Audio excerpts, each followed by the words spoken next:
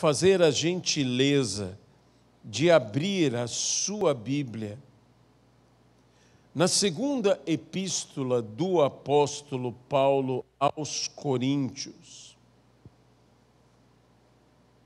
Segunda epístola do apóstolo Paulo aos Coríntios, no capítulo de número 5.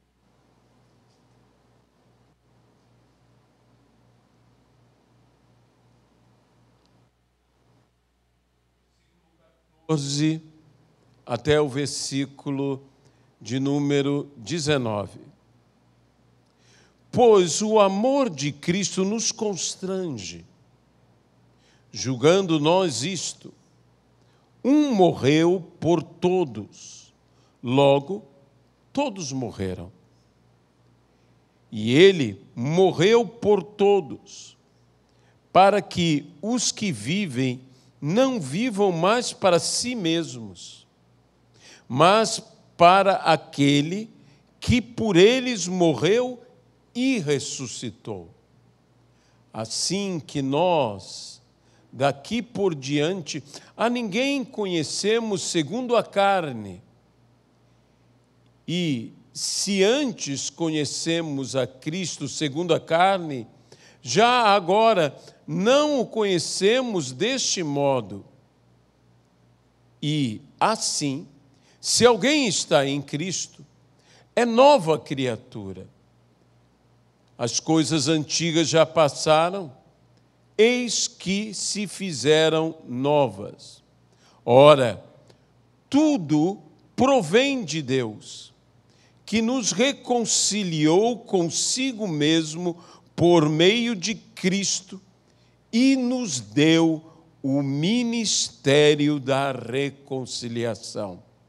A saber, que Deus estava em Cristo, reconciliando consigo o mundo, não imputando aos homens as suas transgressões, e nos confiou a palavra da reconciliação.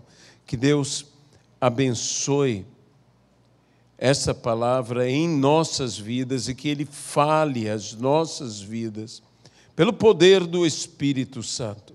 Que o Espírito de revelação, que é o Espírito de Cristo, nos revele e nos conduza a toda a verdade, a fim de que, conhecendo a verdade, possamos ser libertos por essa verdade. Que toda a honra, que toda a glória e que todo o louvor sejam dados hoje e eternamente, unicamente ao Senhor. No nome de Jesus Cristo. Amém e amém. O Evangelho é uma mensagem de amor. É uma mensagem de arrependimento, mas é uma mensagem, acima de tudo, de amor. Que Cristo nos amou e que, entregando sua própria vida por amor a cada um de nós e por todos nós, nos reconciliou com o Pai. Temos um ministério da reconciliação, vivemos a reconciliação, no qual fomos e devemos levar aos outros pela palavra da reconciliação, a reconciliarem-se com Cristo, em Cristo, para com Deus. Mas o amor de Deus que nos constrange, e por nos constranger, deveria esse amor nos afetar, para que nós próprios tivéssemos o mesmo espírito, o mesmo comportamento, já não mais na carne, já não mais como carnais, mas como espirituais. E muitas vezes, meus irmãos, o problema é que eu creio que nós somos pessoas espirituais, mas quantas vezes temos cedido espaço à nossa carnalidade e percebemos bem quando por explosões emocionais, por indignações, Muitas vezes que nós dizemos justas, nós saímos do espírito que deveríamos ter e nos colocamos num espírito que não deveríamos ter, numa carnalidade. Foi isso que Cristo disse, tanto a João, quanto a Tiago, seu irmão, que foram chamados filhos do trovão, por causa da palavra que eles disseram a respeito dos samaritanos. Queres, Senhor, que mandemos vir fogo dos céus sobre estes samaritanos? E Jesus disse, vós não sabeis de que espírito sois. Você sabe de que espírito você é? De que espírito, ou a que espírito de fato você pertence? A Bíblia, então, nos dizendo essa palavra, está como dizendo, esse não é o seu espírito, esse não é o seu comportamento. Eu muito orei ao Senhor para poder trazer uma palavra como esta. Meus irmãos, nós precisamos viver o ministério da reconciliação. O grande problema na igreja de Corinto, o que nós vemos na primeira epístola do apóstolo Paulo aos Coríntios, é que havia o quê? Divisões no meio deles. Havia divisões. E agora na segunda epístola, Paulo, que já pela primeira epístola venceu vários problemas, e por causa dessas divisões, o apóstolo Paulo diz, eu passo a mostrar-vos, na primeira epístola, um caminho sobremodo excelente, e fala do amor. Fala Paulo do amor, que esse é o nosso caminho, que esse é o nosso caminhar. Nós estamos numa situação crítica em nossa nação. Você sabe muito bem que é muito difícil abordarmos temas morais. Segundo os estudiosos, aqueles eruditos que versam sobre a transmissão da palavra, dizem que o sermão ético, o sermão moral, é o sermão mais difícil de ser pregado. Por quê? Porque todos nós temos inclinações, todos nós temos interpretações, todos nós temos formações, e que nós devemos nos ater à palavra e pregar uma palavra totalmente bíblica. Eu creio que o Senhor derrama lágrimas pelo comportamento da sua igreja, pelo comportamento em que há divisões em famílias. Hoje há divisões em famílias, há divisões dentro de casas por temas políticos. Há divisões dentro da igreja por temas políticos. E quando eu penso que Jesus disse, o meu reino não é deste mundo, eu não sei por que nós insistimos tanto nisto e por que isso aflora em nós com tanta força. E nos esquecemos tanto desta palavra tão maravilhosa chamada reconciliação. Não apenas conciliar, mas reconciliar. Num trabalho contínuo. Você pode conciliar, e conciliar é um momento, e não quero diminuir o valor do que é conciliar,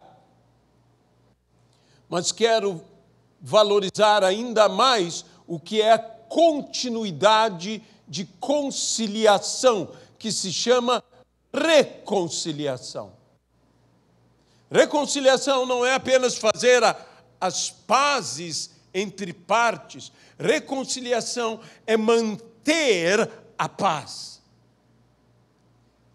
É uma manutenção de paz. E paz é algo que o Senhor deseja nos conceder. Jesus disse: a minha paz vos dou. Não vou lá dou como o mundo a dá. Eu tenho-vos dito estas coisas, para que em mim tenhais paz, que nós tenhamos paz em Cristo Jesus. E a Bíblia diz: no que depender de vós, se possível, tenhais paz com todos. Eu vou repetir essa palavra.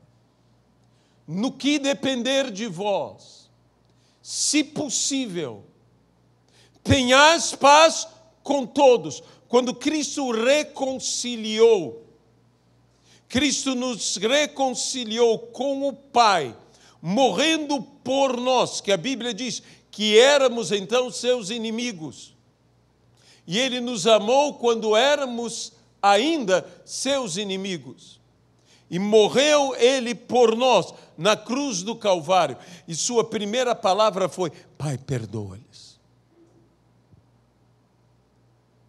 Eles não sabem o que fazem. Meus irmãos, eu não estou aqui para defender A, para defender B, ou mesmo C. Eu estou aqui hoje para dizer o seguinte: tenhamos o espírito certo. Tenhamos o espírito correto. Nas redes sociais, me espanta às vezes, e veja bem, eu volto a dizer, não é por A, não é por B, não é por C, não é por ninguém. Me espanta às vezes o vocabulário do povo de Deus. Porque somos povo de Deus. Mas até palavras de baixo calão eu encontro em afirmativas de pessoas contra determinados indivíduos ou determinadas instituições ou determinadas ideologias. E um povo que diz ser de Jesus, às vezes está com um linguajar tão longe de Jesus. Lembre-se que há uma maneira de você enfrentar o próprio diabo. O próprio diabo. Quando o arcanjo Miguel contendia contra o diabo pelo corpo de Moisés, não ousou usar linguagem infamatória. Este não é o nosso falar, porque a boca fala do que está cheio o coração, e o seu coração deve estar cheio de Cristo. Você pode dizer amém a isto? Não é esse o nosso espírito, não podemos andar por esse espírito, pelo amor de Deus. Pelo amor de Deus. Quando a Bíblia diz, orai pelas autoridades, eu quero frisar muito bem isso. A palavra é plural, a palavra não é singular, não é orai por uma autoridade, orai pelas autoridades, por todas as autoridades constituídas, qualquer tipo de autoridade. Orai pelas autoridades. Deixe-me ampliar o que é essa oração pela autoridade. Sabe como muitos na igreja oram pela autoridade, oram pelo presidente da República. Somos um país republicano presidencialista. Oram pelo presidente da República. Isso não é orar pelas autoridades, isso é orar por uma autoridade, que está certo de fazermos, de orarmos por esta autoridade. Goste ou não goste, ore, interceda, peça. Você sabe quem era a autoridade máxima governando nos dias que o apóstolo e os apóstolos defendiam esta palavra, dizendo: orem pelas autoridades. Era simplesmente Nero. Como é que você oraria por Nero? Pai, abençoa Nero. Manda fogo a Nero. Não é verdade? Mas acontece que esse nosso manda-fogo, que nós falaríamos que seria tão natural, é o mesmo manda-fogo de quem? De João e de Tiago. E Jesus diria para nós: vós não sabeis que espírito sois. Senhor, salva Nero. Alguém diria: Nero é impossível de ser salvo. Salva Nero. Salva Nero. Mas quando nós oramos pelas autoridades, nós temos que orar pelo presidente, nós temos que orar pelo vice-presidente, nós temos que orar pelos ministros, nós temos que orar pelo poder executivo, nós temos que orar pelo poder legislativo, nós temos que orar pelos deputados, nós temos que orar pelos senadores, nós temos que orar pelo judiciário, nós temos que orar pelos ministros do Supremo, nós temos que clamar por cada um deles, nós temos que pedir por cada um deles, nós temos que pedir a todo nível de autoridade, nós temos que orar pelos governadores, nós temos que orar pelos prefeitos, nós temos que orar pelos vereadores, nós temos que orar pelos juízes, nós temos que orar pelos policiais, nós temos que orar pelos enfermeiros, nós temos que orar pelos médicos, nós temos que orar pelos professores, porque tudo isso é autoridade. Tudo isso é autoridade. Nós estamos orando, talvez direcionando, muito bem intencionados, orando, às vezes, apenas por um poder, por uma pessoa. Nós temos que orar por toda e qualquer autoridade. Para quê? Para que tenhamos paz para pregar o Evangelho. Eu mudei radicalmente a minha maneira de orar pelas autoridades. Eu comecei a orar por todas elas. Eu comecei a orar: Senhor, abençoa o presidente. E eu vou dizer uma coisa: esses apelidos que dão às pessoas, eu particularmente não suporto. Respeite o indivíduo, mesmo que o indivíduo não se dê o respeito. Chamam disto, chamam daquilo.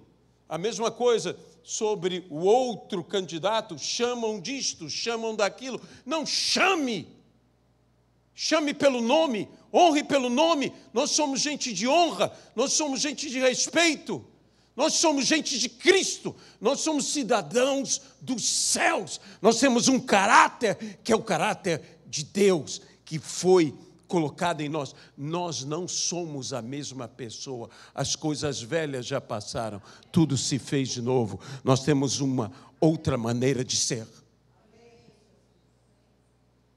Quando Cristo transformou a água em vinho, transformou a água. Então, o elemento da transformação, o que era antes, era água.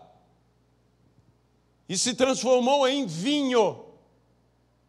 E não em qualquer vinho. Já seria um milagre transformar a água em vinho e ser qualquer vinho. Mas não era qualquer vinho, era o melhor vinho. No que Cristo transformou foi em vinho, e não qualquer vinho, o melhor vinho. Mas o que Cristo transformou era água, e não era necessariamente a melhor água. É uma coisa que poucos de nós damos atenção.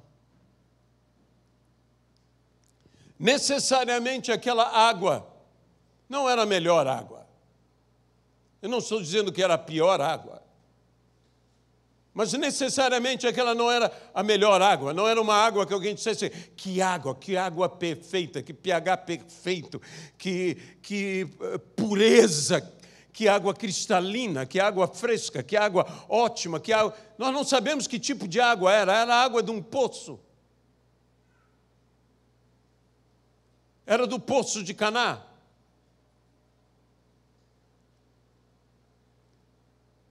Necessariamente nós não éramos os melhores, mas no que Cristo nos transforma, nós nos tornamos os melhores que há.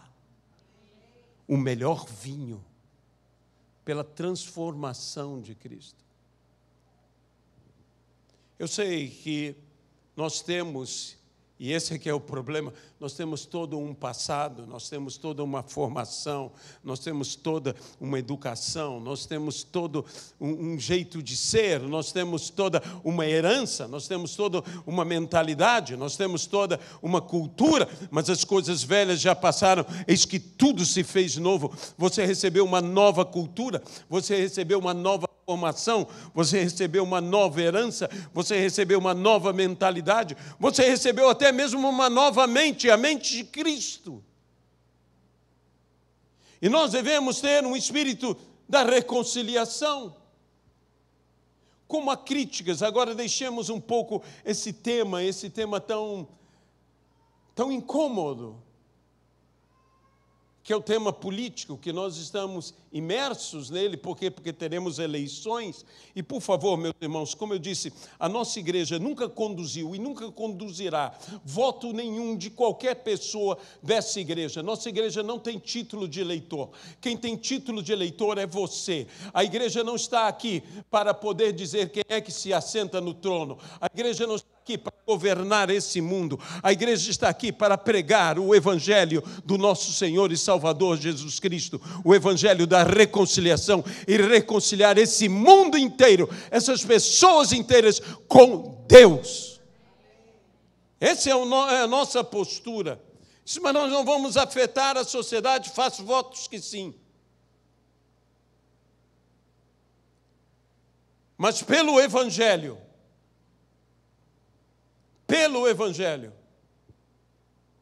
nós vamos afetar essa sociedade, nós vamos mudar essa sociedade, nós vamos fazer essa sociedade ser justa, pelo evangelho do nosso Senhor e Salvador Jesus Cristo. Nós vamos pregar a palavra de Deus.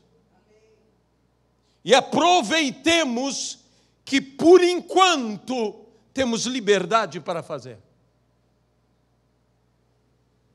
E preguemos dia e noite. Sabe, eu gostaria de pedir a você um favor. Você tem direito a colocar o que quiser na sua rede social. Você pode botar o prato de comida, fotografar, e eu estou comendo isto. Você pode mostrar o que você quiser. É um direito teu. É um direito de expressão. Você também pode dar suas opiniões, é um direito teu, mas eu gostaria que você falasse mais de Jesus na sua rede social.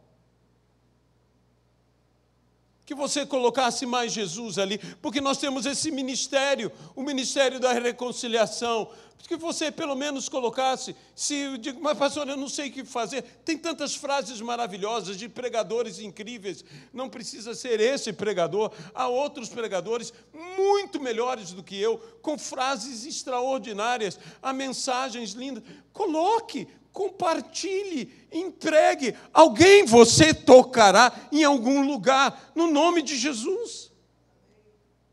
Depois se atreva um pouco mais. Coloque uma palavra tua. Coloque um sentimento teu. Olha, eu amo Jesus. Talvez somente isso. Não é bom que todos saibam que você ama Jesus? Eu amo Jesus porque Ele me salvou. Você já se atreveu um pouco mais. Eu amo Jesus porque Ele me salvou e Ele pode te salvar também, porque Ele te ama. Tão rápido, tão pequeno, mas você pode fazer isso. Você e eu podemos fazer isso. Meus irmãos, quantas divisões existem entre nós? E o apóstolo Paulo diz na primeira epístola de Paulo aos Coríntios, só haver essa divisão já é derrota completa para vocês. Eu não quero discutir com a igreja A, com a igreja B. Eu não quero ficar brigando hoje, agora mudemos um pouco, o tema escatológico está em voga. Então, alguns dizem, ele irá nos arrebatar. E outros dizem, não, ele não irá nos arrebatar. Haverá um milênio. Outros dizem, não haverá um milênio. Uns dizem, nós passaremos pela grande tribulação. Outros dizem, nós não passaremos pela grande... E começamos a discutir, e discutir, e discutir, e discutir, e discutir. E isso o que faz? Apenas nos divide, apenas nos separa. E eu vou dizer uma coisa, deixe-me dizer algo para você, escatologicamente. Quando você lê Apocalipse e lê sobre a grande tribulação, existem duas visões da grande tribulação. Existe a grande tribulação, que é a grande perseguição contra a igreja. Você está me ouvindo? Existe a grande tribulação, que é o grande juízo de Deus contra o mundo. E então, o detalhe é o seguinte: existe uma grande tribulação, que é uma tribulação produzida pelo mundo, produzida pelos poderes das trevas contra a igreja. A igreja vive tribulação, mas essa tribulação que a igreja vive é leve e momentânea, como disse Paulo, e produz para nós um peso de glória muito excelente. Mas há uma outra grande tribulação. O problema é, essa não é contra a igreja, essa é contra o mundo. Agora a igreja estará aqui quando tiver essa grande tribulação contra o mundo, que é a tribulação. As pessoas ficam falando, a besta vai atribular a igreja. Olha, eu vou dizer uma coisa, o meu Deus vai atribular a besta. Porque quando você lê Apocalipse, você vê que é um juízo de Deus contra a besta. Eu não estou falando que iremos ou que não iremos, eu estou somente querendo conduzir a você para que você entenda o seguinte: há tribulação contra a igreja, mas há juízo de Deus contra o mundo. Isso acontecerá. Isto virá. Mas eu vou dizer outra coisa a você. Quando alguém fala sobre essa grande tribulação que virá como juízo de Deus contra o mundo, nós não podemos nos alegrar por isso. E temos que nos entristecer, porque o mundo sofrerá, porque pessoas sofrerão, ou nós não amamos as pessoas como deveríamos amar. E o que Deus nos deu é o Espírito da reconciliação. Tenha o Espírito certo. Essa é a minha preocupação. A minha preocupação não é se vamos passar ou se não vamos passar. Eu vou dizer, se formos passar, direi como Mesaque, Sadraque e Abedênego: se o Senhor quiser nos salvar, Ele nos salvará. Se o Senhor não quiser nos salvar, Ele não nos salvará. Porque quer vivamos, agora outro texto bíblico, quer morramos, somos do Senhor. Em todo o tempo somos do Senhor, mas não nos inclinaremos diante da idolatria, diante dos deuses, diante de Nabucodonosor, mesmo que tenhamos que ir para a fornalha, não nos inclinaremos. Se vamos passar pela grande tribulação, o Senhor o sabe. Se não vamos passar, o Senhor o sabe. Eu bem que gostaria de não passar. E eu vou dizer o seguinte: se Deus nos arrebata e não passemos, eu não vou reclamar em nada com o Espírito Santo. Em nada. Como o Senhor? A minha teologia dizia que eu não vou reclamar. Você, pastor, o Senhor diz que nós não vamos passar. Eu não estou dizendo isso. Eu estou dizendo que é difícil de nós afirmarmos que vamos passar ou que não vamos passar. Mas uma coisa a Bíblia nos fala: ainda que eu passe. Não diz isso a Bíblia? Ainda que eu passe pelo vale da sombra e da morte, não temerei mal algum, porque tu estás comigo. Sabe, a igreja perseguida, que eu amo a igreja perseguida, e eu espero que você ame a igreja perseguida não discute se vai passar ou não vai passar, porque ela está passando por uma grande tribulação. Eu não digo que ela está passando pela grande tribulação, mas ela está passando por uma grande tribulação. E nós ficamos discutindo esses assuntos e deveríamos estar nos envolvendo para ajudar e socorrer os que têm fome, os que têm sede, os que têm necessidades, os que estão nus, porque a Bíblia diz o que? Tive sede, tive fome, eu estava nu, eu estava enfermo, eu estava preso, eu era forasteiro. A Bíblia diz tudo isso, e diz o que nós estamos fazendo. Estamos discutindo, em vez de dar de beber a quem tem sede, dar de comer a quem tem fome, vestir a quem está nu, visitar a quem está enfermo, e ver quem está preso e acolher o estrangeiro. É isto que a igreja tem que fazer, é o espírito da reconciliação. Nós não podemos andar por esses caminhos, nós não podemos ter um espírito de briga, de discussão, de divisão. Nós temos que amar os nossos irmãos, nós não temos que ficar discutindo teologia, nós não temos que estar discutindo certas doutrinas. O que é heresia, o que é falsa doutrina é falsa doutrina. Vamos ficar com a sã doutrina, mas existem coisas que são interpretações doutrinárias. Não fiquemos discutindo por causa da cor das nossas vestes. Não vamos ficar discutindo assim. Vamos ter o espírito certo. Vamos ter o espírito correto. Há tanta gente sofrendo, há tanta gente chorando, há tanta gente se amargurando, há tanta gente aí passando fome, necessidade. Nós estamos num mundo, não numa nação, num mundo em crise, um mundo colapsado, um mundo com guerras, um mundo com fomes, um mundo com pestes.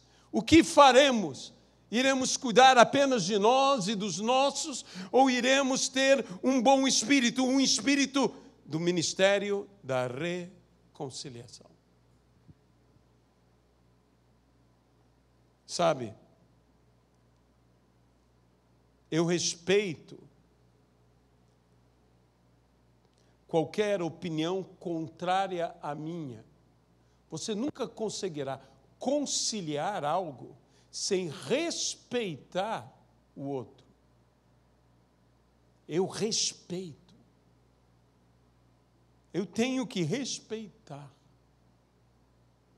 opiniões contrárias à minha, opiniões filosóficas, ideológicas, opiniões teológicas. Eu tenho que entender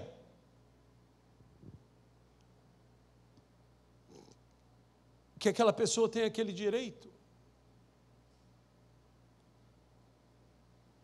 Hoje, o problema dos direitos na nossa sociedade é que não são quaisquer direitos, mas os direitos estão sendo impostos. E direitos impostos não respeitam os direitos de outros. Então, nós temos uma sociedade hoje, o mundo inteiro está vivendo essa questão, essas discussões. E a Bíblia diz que nós devemos fugir da imoralidade. E a Bíblia diz que nós devemos fugir de outra coisa tão contaminante quanto a imoralidade: as discussões inúteis. As discussões inúteis. Como há discussões inúteis, programas de debate que viram programas de combate e não de debate. Eles se combatem um ao outro, levantam a sua bandeira, levantam suas ideias, discutem. E o nosso grande poder não está em discutir, mas em concordar. E o ministério da reconciliação, que é a reconciliação de todo homem com Deus, mas também leva a que nós possamos buscar concordância uns com os outros. Jesus, quando andou no nosso meio, você realmente pensa que o momento que Cristo viveu era um momento fácil? Politicamente fácil?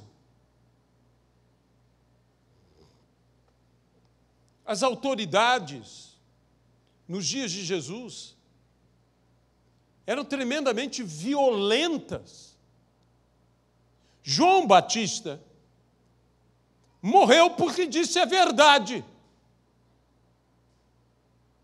João Batista falou a verdade, apontou o pecado e morreu. Eu não estou dizendo que nós não devemos dizer a verdade, eu não estou dizendo que nós não devemos apontar o pecado, eu estou dizendo que nós temos que ter o espírito certo, até para apontar o pecado.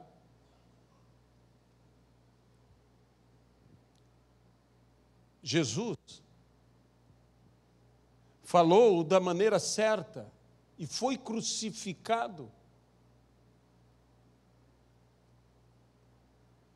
Jesus sabia muito bem quem era Herodes, quem era o poder de Roma, quem eram os escribas, quem eram os fariseus.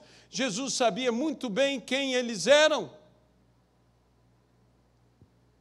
Mas é interessante que Jesus gasta mais tempo falando o quê? Sobre o reino de Deus, sobre os valores do reino de Deus, sobre questões morais, questões éticas, questões espirituais. O Senhor Jesus está falando sobre essas coisas. O Senhor Jesus não ficou dizendo, sabe de uma coisa? Eu vou dizer a vocês, eu vou me candidatar a ser César. E aí eu conserto esse mundo. Não. Ele consertou esse mundo e consertou. Consertou a mim, consertou a você e conserta a todos que se entregarem ao ministério da reconciliação. Nos consertou com Deus, fez conserto em nossa vida, morrendo na cruz do Calvário por amor a todos nós. Ninguém o levou, ele se entregou. Ninguém tomou a sua vida, ele deu a sua vida para reassumir. Para reassumir. E Cristo deve ser o nosso ideal, Cristo, a Ele devemos seguir. E eu vou dizer, Cristo recebeu no meio dele gente tão diferente. Cristo tinha um zelote. O que era um zelote? Era um radical, nacionalista. Ele tinha entre os apóstolos um que era um zelote. Mas também tinha entre os apóstolos um que era um publicano. E o que era o publicano? Era, entre os judeus, o mais mundano possível. Era comparado aos gentios, que eram impuros. Então, considerar alguém como gentio, publicano, era considerar fora do meio da comunhão do povo de Deus. Isso era um publicano. E Jesus tinha um publicano. E esse publicano, Mateus, ele escreveu o Evangelho de Mateus. Aleluia! Agora, você imagina o que é você botar um radical e um liberal para andarem juntos? Eu não sei quando foram enviados de 2 a 2, que 2 a 2 foram. Eu imagino assim, olha, a Bíblia não fala, tá? A Bíblia não fala. Vamos imaginar, talvez Jesus mandasse Pedro e o irmão dele, André, João e o irmão, Tiago, mas e os outros? Imagine se Mateus fosse com um zelote. e o Zelote fosse com Mateus. Eu não posso dizer que foi, mas poderia ter ido. Ou se Jesus variava esses grupos que ele enviava de 2 em 2, imagine que em algum momento viessem esses dois andarem juntos. Eles tinham que vencer todas as suas diferenças por algo maior do que as suas diferenças. E o algo maior do que as suas diferenças era Jesus Cristo. Pelo amor de Deus, façamos a mesma coisa. Vençamos as nossas diferenças por algo maior, que é Cristo. Cristo é maior do que tudo isso, Cristo é maior do que as nossas ideologias, Cristo é maior do que as nossas teologias, Cristo é maior do que as nossas visões, Cristo é maior do que as nossas formações, Cristo é maior do que os nossos temperamentos, Cristo é maior do que tudo isso. Já não sou eu mais quem vivo, disse Paulo, é Cristo quem vive em mim, eu preciso disso. Eu não sei se você precisa disso, mas eu preciso disso. Apenas trouxe essas visões, essas coisas, porque isso está no nosso dia a dia, isso está no nosso viver, isso está... E as coisas aí vão se agravar, meus irmãos, as coisas vão ficar mais difíceis.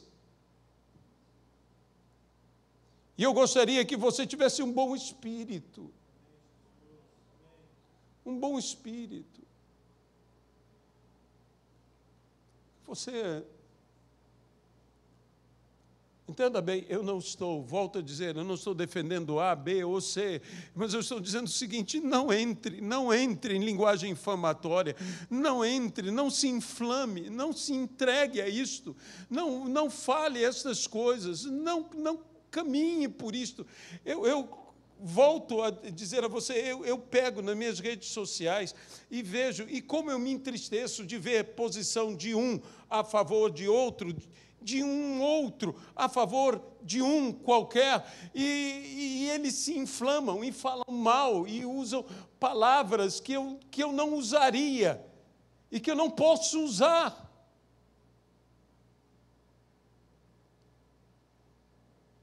Se existe alguém que merece ouvir certas coisas duras ou mereceria ouvir certas palavras, seria Satanás. Mas o arcanjo Miguel não usou. Sabe, quando você usa com o diabo a linguagem do diabo, o diabo já tem vantagem na discussão contra você. Você concorda comigo? Concorda com isso?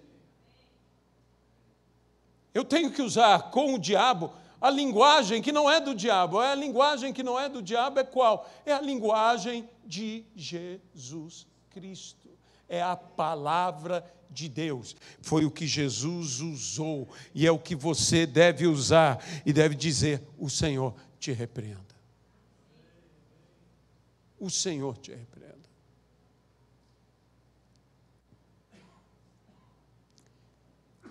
Eu sei que esse é um tema difícil, que esse é um tema delicado, mas que não é que você não tenha a sua opinião, tenha a sua opinião. Tenha a sua opinião. Você tem direito à sua opinião, mas tenha o espírito certo. Tenha o Espírito certo. Nós temos o ministério da reconciliação. O que nós devemos nos preocupar, em primeiro lugar, é com a palavra de reconciliação, de reconciliar todo o homem com Deus através de Cristo Jesus. Em segundo lugar, de reconciliar homens com homens. Isso nem sempre é possível, a Bíblia diz, e volto a citar o texto, no que depender de vós. Porque nem sempre depende apenas de nós. Sempre que possível, porque nem sempre é possível, tenhais paz E a Bíblia é clara, com todos. Com todos. Eu li nas seleções, quando eu era adolescente, uma história extraordinária sobre um seminarista que, na Segunda Guerra Mundial, ele se alistou, foi enviado à batalha. O grupo dele foi preso e enviado a um campo de concentração japonês. No meio do grupo havia um capelão, um homem muito temente a Deus e que, obviamente, se identificou bastante com este seminarista. Ambos passaram por aquele tempo no campo de concentração. O capelão tinha uma saúde muito frágil.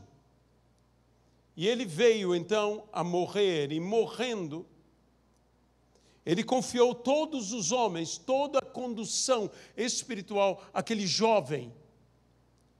E ele tinha em sua mão uma pequena Bíblia que ele entregou ao rapaz. Aquele rapaz ficou com aquela pequena Bíblia. Aquele rapaz, então, começou a pregar para todos os prisioneiros. E a sua pregação trazia algo que o comandante daquele campo de concentração não queria. A palavra era esperança. O comandante, então, começou a fazer uma perseguição pessoal contra aquele jovem. Ele o torturava, física e mentalmente. Ele privava de alimentação. Ele fazia de todas as formas e queria que ele negasse aquelas palavras. O rapaz permanecia fiel e ele orava. E ele dizia pelo comandante: eu estou orando por você, porque você ainda será meu irmão. O comandante dizia: de forma nenhuma eu serei seu irmão. Você é meu inimigo. Ele dizia: Cristo nos amou quando nós éramos inimigos e eu te amo enquanto você ainda é meu inimigo, mas um dia você me amará porque você será meu irmão. O comandante mandou colocá-lo em uma solitária. E ele ali na solitária permanecia em oração, entregando-se ao Senhor. E sobrenaturalmente ele saiu da solitária depois de dias sem comer, sem poder viver adequadamente. Ele sai perfeitamente bem, o que deixava o comandante louco. Bem, a guerra foi chegando ao final. Os aliados venceram. Agora ele é solto. E quando ele está saindo e estão todos os japoneses, todos os que ficavam no campo de concentração, ele vai direto ao comandante do campo de concentração, pega a pequena Bíblia e diz: eu vou embora, mas eu quero te dar isto. O comandante perplexo aceita.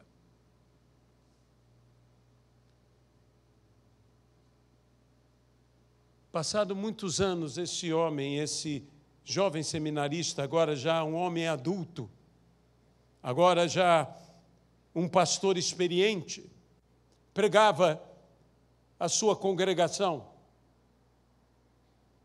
E como é tradição em muitas igrejas históricas, ao terminar o culto, ele desceu do púlpito, ele atravessou toda a nave da igreja, ele se pôs à porta da igreja e cumprimentava pessoa por pessoa, pessoa por pessoa, pessoa por pessoa. E quando você faz isto todos os domingos, já começa a ficar um pouco mais automático, você já cumprimenta mais automático. E aquele homem cumprimentando a todos, de repente uma mão estranha, amarela, aperta sua mão.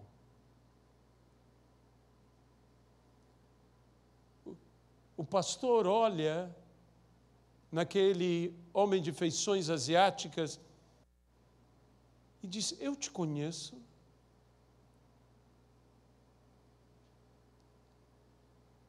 Ao que ouve a resposta: eu sou o comandante, eu agora sou teu irmão. E sou ministro do Evangelho como você. Esse é o nosso poder. Esse é o poder do Evangelho. É esse Evangelho que eu quero pregar, é esse Evangelho que eu quero viver, é esse Evangelho que eu quero transmitir. Esse é o ministério da reconciliação. Nós precisamos viver esse Evangelho. Esse Evangelho que restaura, que transforma, que muda vidas, que transforma o inimigo em amigo, em irmão. Por quê? Porque é o Evangelho da reconciliação. Não nos deixemos inflamar pelas emoções desse mundo. Não nos deixemos inflamar pelas teologias dos homens. Não nos deixemos inflamar pelas ideologias da humanidade. Não nos deixemos inflamar por essas coisas, mas que cresça em nós o fogo, o fervor do Espírito Santo de Deus. Ganhemos almas, saiamos a conquistar vidas. O exército da salvação tinha um ditado maravilhoso: ganhemos almas, saiamos a ganhar almas, de preferências as piores. As piores. A que ninguém quer, a que ninguém deseja. Vamos ganhar almas, vamos libertar vidas pelo poder do nome que está acima de todos os nomes, que é o nome de Jesus Cristo, o autor e consumador da nossa fé, que nos sustenta e que nos batiza com o Espírito Santo, nos enche do seu amor. Como eu disse, nós não estamos aqui para discutir filosofias, ideologias. E pasme, nós não estamos aqui para discutir teologia. Talvez você não me creia, mas nós não estamos aqui para discutir teologia. Nós estamos aqui para pregar a Cristo e este crucificado. Essa é a nossa mensagem, no nome de Jesus Cristo.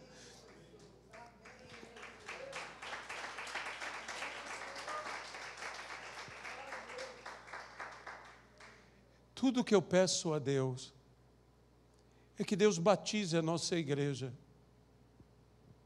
com um batismo de amor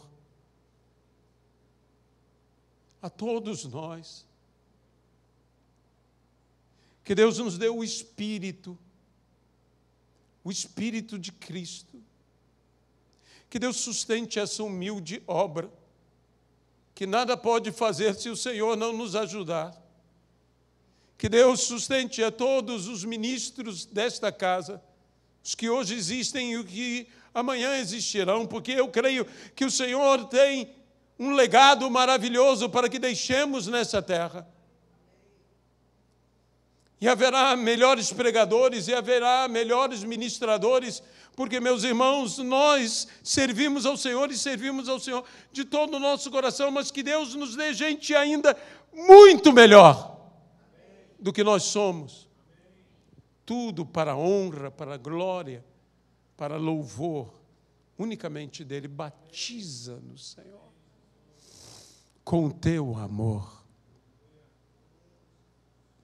Dá-nos o Espírito certo. Dá-nos o Espírito certo, Senhor. Eu entrego essa palavra dizendo, Senhor, dá-nos o Espírito certo. Dá-nos falar como Cristo falaria. Dá-nos agir como Cristo agiria. Dá-nos andar como Cristo andaria. Dá-nos viver a Cristo. Dá-nos o privilégio de falar como o apóstolo Paulo, já não sou eu mais quem vivo, mas é Cristo quem vive em mim. Pelo poder do nome de Jesus Cristo. Eu não poderia deixar de estender um convite nesse momento que falamos tanto do ministério da reconciliação, que dissemos tanto do que a palavra diz, porque todas as coisas velhas já passaram, eis que tudo se fez novo. Como eu disse, quando Cristo transformou água em vinho, eu não sei qual era a qualidade daquela água, não sei se ela era a melhor água, se era uma água comum ou uma água não recomendável.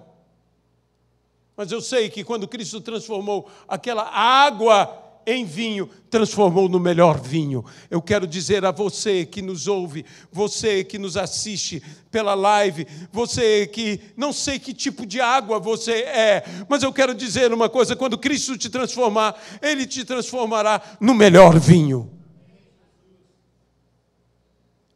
E tudo o que é necessário é aceitá-lo, é dizer, entra em meu coração, e Ele entrará e fará a obra na sua vida.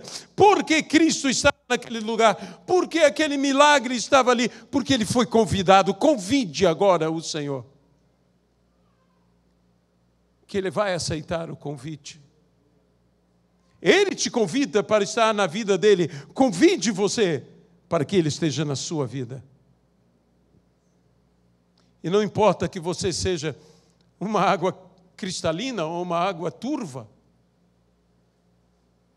Quando Ele te transformar, Ele vai te transformar no melhor vinho. No melhor vinho. Pelo poder do nome de Jesus Cristo. Senhor, nós oramos por essas vidas que hoje aceitam a Jesus como seu Senhor e Salvador. Que a operosidade do sobrenatural de Deus, que as coisas velhas já passaram e eis que tudo se fez novo, ocorra nesta vida hoje. De Jesus Cristo. Amém, Pai. Amém?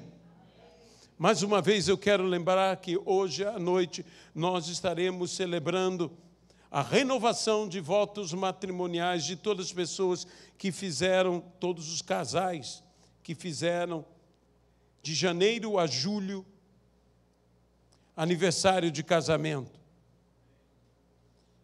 Para que Deus abençoe cada vez mais as famílias e cada vez mais a união de cada casal.